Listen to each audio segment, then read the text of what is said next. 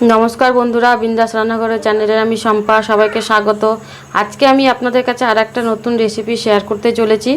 रेसिपिटा एखाने देखते पाच्छेन बंधुरा, पटल आमी भालो करे परिष्कार करे धुए निएछि।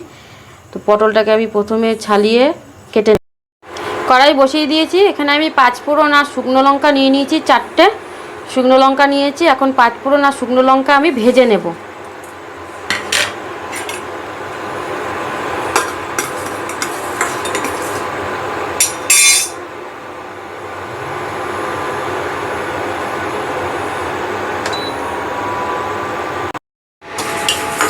पाँचफोड़न भाजा हो गेছে, এখন আমি পাঁচফোড়ন পিষে নেব বা গুঁড়ো করে নেব। পাঁচফোড়ন পটলের জন্য এখন আমি মশলা করে নেব। নিয়ে নেব আমি হাফ চামচ পরিমাণে ধনে গুঁড়ো। ধনে গুঁড়োটা আমি বেশি দেব না, হাফ চামচ পরিমাণেই দেব। আর জিরে গুঁড়ো দিয়ে দেব 1 চামচ। যেই চামচের হাফ চামচ আমি ধনে গুঁড়ো দিয়েছিলাম সেই চামচেরই 1 চামচ আমি জিরে গুঁড়ো দেব। আর দিয়ে দেবো অল্প কাশ্মীরি লঙ্কা গুঁড়ো,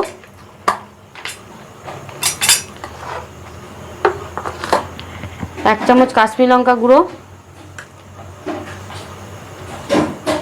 পরিমাণ মতো হলুদ,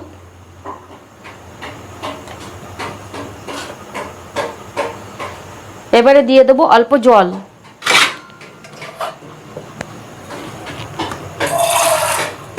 জল দিয়ে আমি মশলাটাকে ভালো করে গুলিয়ে নেব। মশলাটা করা হয়ে গেছে। এখন আমি পাঁচফোড়নে পটলের জন্য আমি কড়াই বসিয়ে দেব।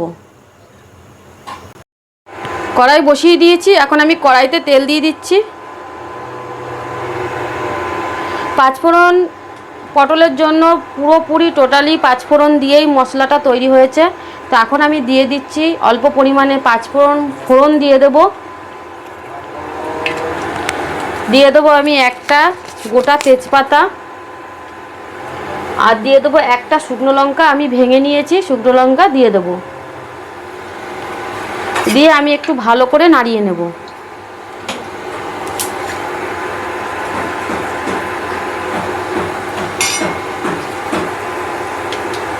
এদিকে আমি পটল ধুয়ে ভালো করে ছাড়িয়ে রেখেছি, ছাড়িয়ে আমি আরেকবার পরিষ্কার করে ধুয়ে নিয়েছি। তো এখন আমি পটল তেলের মধ্যে দিয়ে দিচ্ছি, দিয়ে আমি ভেজে নেব। পটলগুলোকে আমি ছাড়িয়ে আমি মুখের দুপাশে এরকম করে কেটে নিয়েছি।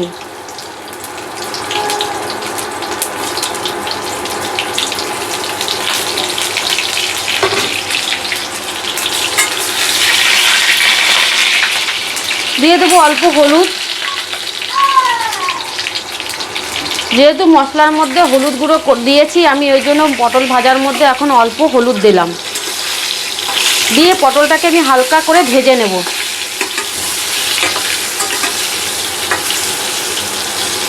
পটলগুলো হালকা লাল করে ভাজা হয়ে গেছে।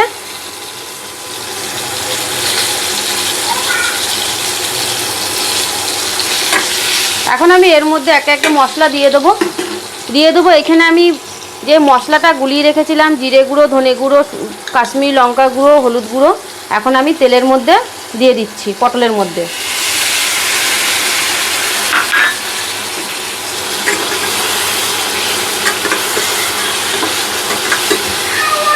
অল্প বাটিটা ধুয়ে জল দিয়ে দেব।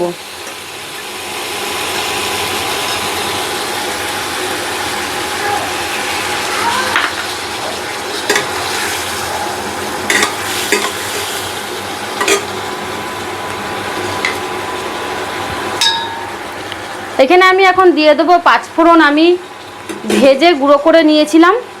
পাঁচফোড়ন আর শুকনো লঙ্কা পটলের মধ্যে দিয়ে দিচ্ছি।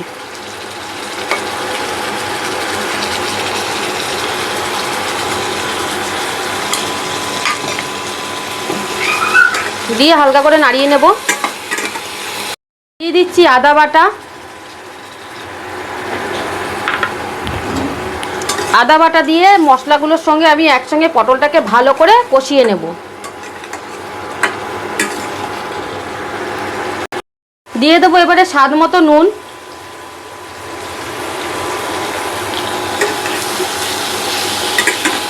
আমি আরও অল্প জল দিয়ে দেবো। জল দিয়ে আমি ঢেকে দেবো যতক্ষণ না পটলটা সিদ্ধ হয় ততক্ষণ আমি ঢেকে রাখবো।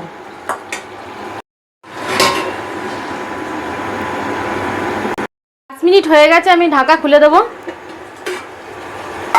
তো জল টেনে গেছে।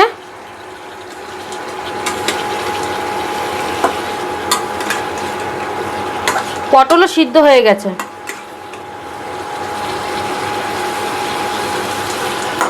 পাঁচফোড়ন পটলে দিয়ে ভালো একটা গন্ধ বেরিয়েছে, খুব সুন্দর। যদি না করে খান তাহলে আপনারা বুঝতে পারবেন না। রেডি পাঁচফোড়ন পটল। এখন আমি গরম গরম সার্ভ করে দেখাচ্ছি।